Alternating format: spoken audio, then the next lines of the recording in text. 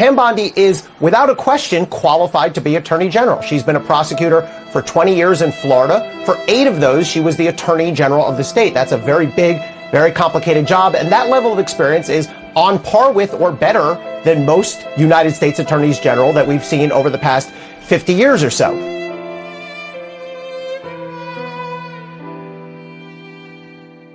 This is a massive upgrade. I've talked to a couple people up on the Hill already. There's a sigh of relief that now we have somebody here, 2-term AG, strong record on drug enforcement and opioid issues, a total hawk on immigration, politically supportive of Trump, obviously. I don't know a Republican in the country who doesn't love Pam Bondi. So you were starting with Gaetz, a nominee who was underwater significantly to start and was going to always be hard to get to the surface. With Bondi, I do think you're starting above water, and as long as she performs in her hearings, and look, this is somebody who's been through 2 elections in a really big state, and so a lot of public vetting of her has gone on already. So I think this is a great move by Trump to be pragmatic and tell Gaetz to get out, and a really good move to go with Bondi. This is not a shaky limb. This is a sturdy branch he's going with for AG here. Be careful what you wish for all of you who didn't want Gaetz, because, okay, now you don't have Gaetz, but now you have somebody who is not afraid to get into fight at all. I mean, of course, Gaetz isn't either. But Pam Bondi, if you remember back in 2020, she was not afraid to jump in. She defended President Trump as Attorney General in Florida for 8 years. She was a bulldog. She'll have, I mean, there's no games being played with her. So if they thought they were getting off the hook from Gaetz, you went from one fire right into maybe even a hotter fire with her. Yeah. She's a great pick. I mean, I think we all agree. I like that pick. There. It's a matter of what kind of flamethrower you want to use. You know, Gaetz was a flamethrower. Yeah. Oh, you wanted a blowtorch, a flamethrower, and she can do everything that Gaetz did, but probably with a little more spit and polish. That's what we were talking about earlier. She comes off as more palatable, right? Now all of a sudden it's like, well, she doesn't have the baggage that he has. How are we gonna figure this one out? You're not. Yeah. So they're going to have a problem trying to find. They'll find something. They'll link her to Russia somehow, or pygmy maybe wrestling or something. They'll find something. Maybe Pam Bondi's first act as Attorney General will be to hire Special Counsel Matt Gaetz to go after. Who knows? Oh, David! Wow, you're well rested. Pam Bondi is exactly what I was saying in the last segment that we should all fear, because she's competent.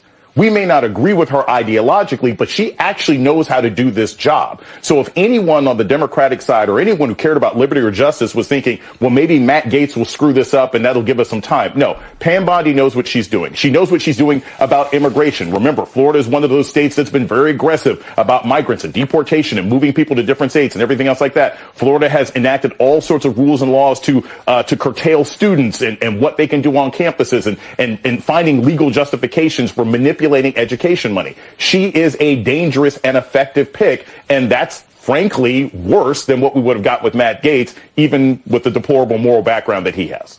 Yeah, and I want to discuss that with a little more depth with both of you, including her record on civil rights, LGBTQ rights, and other issues that are front and center at the DOJ, and which we know were also big campaign issues this cycle. Hey, Leo 2.0 here, big-time Trump supporter. November 21st, 2024. President Trump is going to be our next president, and I'm very happy. I'm not happy with the idea that Matt Gaetz just withdrew his name for the position of Attorney General. You know why? Because Republicans have failed and deserted President Trump, not the Democrats. President Trump kicked their butts on November 5. But Matt Gaetz withdrew his name because we have rhinos. There are 53 Republican senators in name only. But the only reason why he withdrew his name was because some of these Republicans would not support him. I'm going to say this at least 3 times. Republicans are more dangerous to President Trump than Democrats. Republicans are more dangerous to President Trump than Democrats. Republicans are more dangerous to President Trump than Democrats. Guys, so I think that the Trump team is playing a little bit of 3D chess, right? Checkmate! Think that is what's going on. Make sure y'all hit that like button, man. Subscribe to the channel if you're new here, man. Y'all know we got to bring it to you, man. You shout out to my brother Greg, too.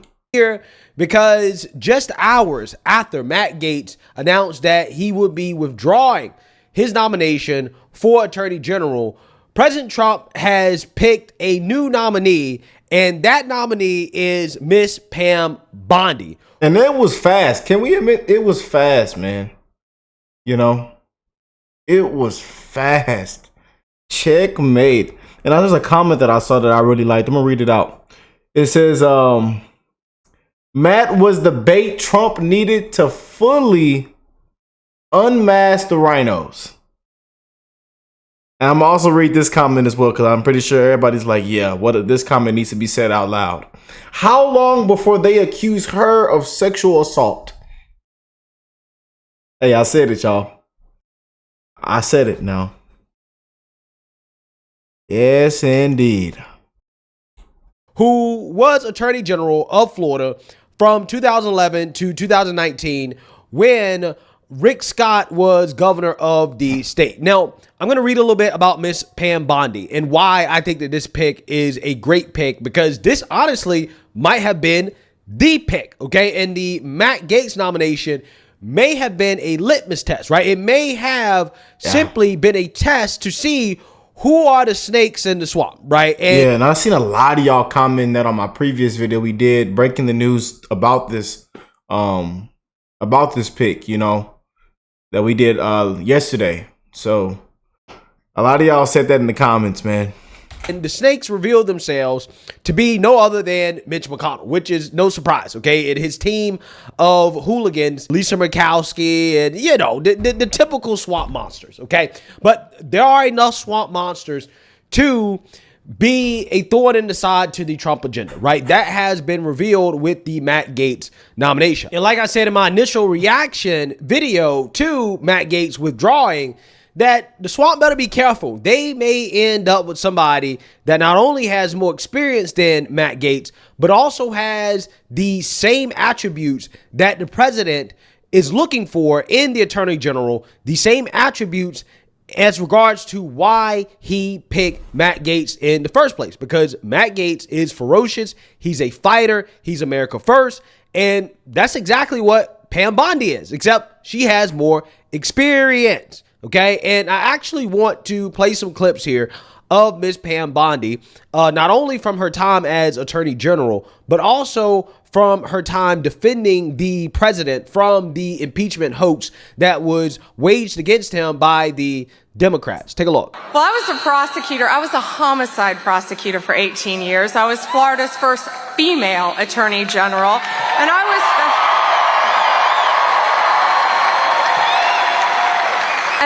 special advisor to Donald Trump, Office of White House Counsel, but most importantly, I'm his friend. And I was in that White House, and we all know he surrounded himself with a lot of brilliant women. How many women here tonight support Donald Trump? And backstage, look at these beautiful women sitting behind me. Sorry, guys, in the front row. Donald Trump, that was the greatest gift Mark Cuban could give Donald Trump, I think, by saying something so ignorant and stupid.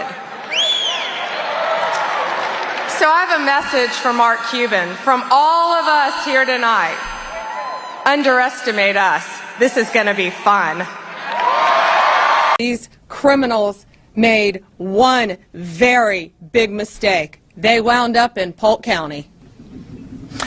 Yeah, and I'll tell you, Polk County, it's bad enough in one thing to profit from poisoning others, but it's another when you bring drugs from Mexico into our country, California, Texas, Georgia, and end up in our state and do it with impunity. Because when you're in this country illegally and you're doing things illegally, I want to tell you, and you wind up in Polk County, Grady Judd is going to find you, the DEA is going to help them, and my statewide prosecutors are going to lock you up for as long as we can. And we're going to enjoy it. And each of these defendants are looking at 30 years in Florida State Prison for conspiracy to traffic drugs. Chief Justice, Senators, Senators, you heard our answer regarding that yesterday, but it is very interesting that he said he never spoke to his son about overseas dealings. His son said different things. Joe Biden was the point man for Ukraine, investigating, at the time, Ukrainians were a corrupt company, Burisma, and Zlochevsky, its owner, an oligarch who, by all media accounts we've discussed, was extremely corrupt. Hunter Biden is paid $83,000 a month to sit on that board with no experience in energy, no experience in the Ukraine, doesn't speak the language, and we clearly know that he had a very fancy job description, and he did none of those things. He attended 1 or 2 board meetings, one in Monaco, and then he went on a fishing trip with Joe Biden's family in Norway. The entire time, Joe Biden knows Hunter Biden stays on that board for 3 years. 3 years. Then we hear the video of Joe Biden bragging about firing the prosecutor, linking it to aid. Then we have the 6-minute phone call. Yeah, so that is Pam Bondi, somebody who has a proven track record of being tough on crime, tough on drug trafficking. She's a hawk on illegal immigration. She also has a record of defending the president, being by the president's side when he needs her the most, and she's competent, right? And if you don't believe me, just listen to MSNBC go into full-blown panic over this pick. Take a look. Managerial work that anyone would do at any leadership level at DOJ, let alone the top post of Attorney General of the United States. The contrast to Ms. Bondi is she does have that kind of experience, much more traditional than what you would see in a top DOJ post, because she was the top law enforcement official in the state of Florida, and she has over 15 years experience in that role and other roles as a prosecutor. If you remember Kamala Harris running for president and talking about being a prosecutor at the state level, this is that kind of job. And so in that experience, it is much more of a traditional role, something that the Senate Judiciary Committee and others who vet these kind of nominees would see as a positive, as experience. All right, I completely agree. And quite frankly, my thought is that after Gaetz dropped out, it would be essentially somebody from Trump's legal team. It would be like a Jay Sekulow or somebody like that. I assume that's where he would get these people from. Unlike William Barr, even going back to when we were all kids and like Janet Reno, right? Occasionally attorney generals try to behave like they are not the personal lawyer of the president of the United States. That is completely out the window. Pam Bondi is exactly what I was saying in the last segment that we should all fear, because she's competent. We may not agree with her ideologically, but she actually knows how to do this job. So if anyone on the Democratic side or anyone who cared about liberty or justice was thinking, well, maybe Matt Gaetz will screw this up and that'll give us some time. No, Pam Bondi knows what she's doing. She knows what she's doing about immigration. Remember, Florida is one of those states that's been very aggressive about migrants and deportation and moving people to different states and everything else like that. Florida has enacted all sorts of rules and laws to curtail students and what they can do on campuses and finding legal justifications for manipulating education money. She is a dangerous and effective pick, and that's frankly worse than what we would have got with Matt Gaetz, even with the deplorable moral background that he has. Yeah, and I want to discuss that with a little more depth with both of you, including her record on civil rights, LGBTQ rights, and other issues that are front and center at the DOJ, and which we know were also big campaign issues this cycle. So will come out. But again, I just think the fact that the Gaetz nomination was literally a shot across the bow, so unorthodox, everything looks kind of normal after that. I mean, that's sort of the danger of a nomination like that. It really does have a normalization effect. In other years, in other administrations, someone like Pam Bondi would have raised a lot of eyebrows, would have raised a lot of questions on Capitol Hill and at the Senate.